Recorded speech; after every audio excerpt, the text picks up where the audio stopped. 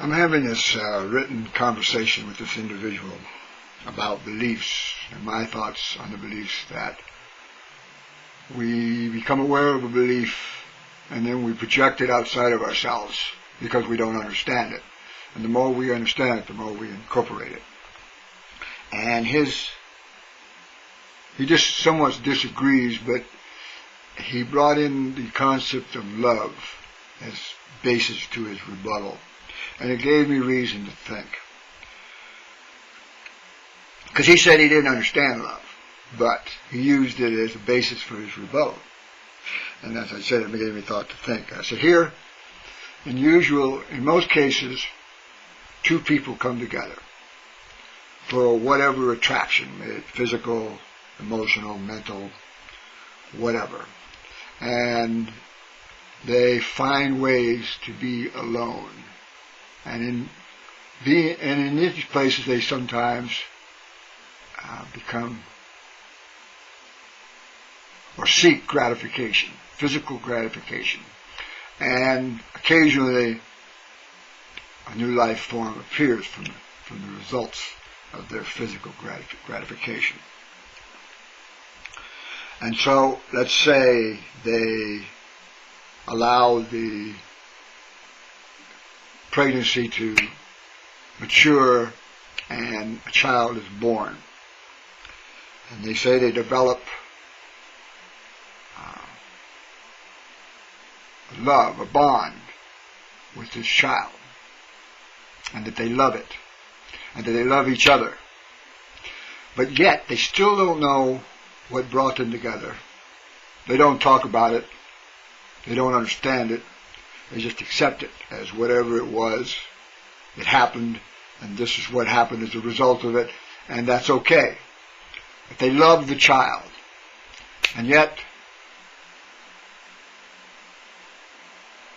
they believe that just by loving this child from a confused state of mind, that they can protect it from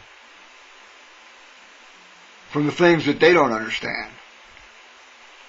I mean, it's obvious the world is in a confused state of being at the moment, constantly in flux, which they have no idea why, but yet they bring a new life into it with the idea that they can love it, that they can protect it, that they can give it what it needs in order to live a happy and prosperous and fulfilled life without knowing why anything happened and just saying, well, this is just the way things are.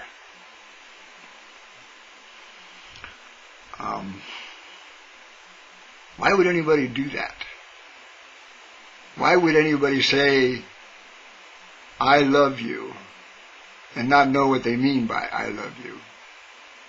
Why would anybody bring a child into this world and say that they love it without giving of themselves totally to the child? I mean, the child unexpectedly comes into a situation that is in turmoil, and it's going to add to it because it has no direction, it has no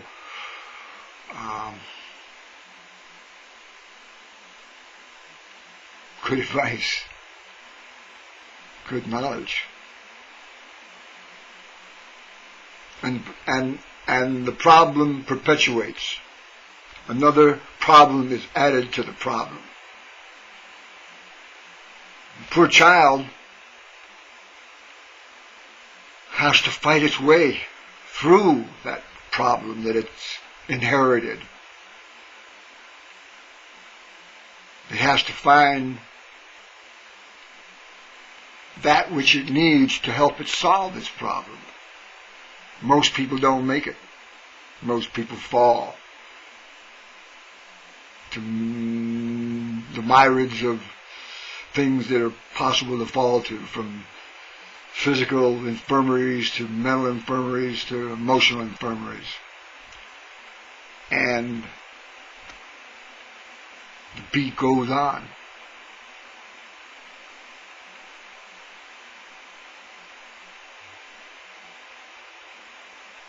Somebody asked, what is it that we all can agree to? Well, my thoughts are, we all come into this world believing that our needs are the most important, and that our needs are more important than the needs of the whole. But through education, we begin to evolve, not holistically, but in individual areas. We believe that these things are more, that the whole is more important in these areas.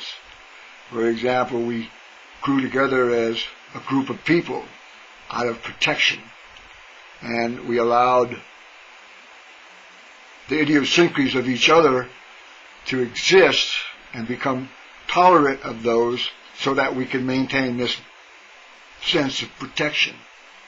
But inwardly, between the individuals, there's still strife and anxiety going on. Yet, we maintain this group structure because we're afraid of other groups of larger structure that may prey on the individuals were they not a part of the structure, of the group structure. And we say, this is the way it is. And we bring more children into the world.